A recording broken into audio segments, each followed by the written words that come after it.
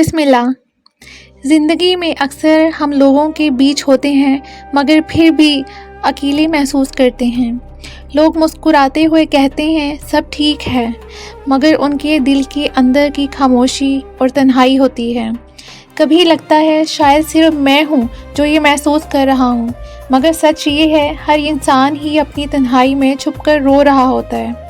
और सबसे कड़वी हकीकत, अकेलापन सिर्फ फिज़िकल नहीं होता, ये तब होता है जब कोई तुम्हारी फीलिंग्स को समझने की कोशिश ही नहीं करता। फिर हम खुद से बातें करते हैं, अपने दर्द को छुपाते हैं और लोग कहते हैं तुम स्ट्रॉन्ग हो, मगर अंदर दिल रो रहा होता है। ये सिर्फ हम ही जानते हैं। और सबसे ज़्यादा रुलाने वाली बात, कभी कभी लोग पास होने के बावजूद भी इतने दूर हो जाते हैं कि सिर्फ खुद से बात करने का ही सबसे बड़ा सहारा बन जाते हैं। खुद को स्ट्रॉन्ग बनाएं और अल्लाह पे यकीन रखें।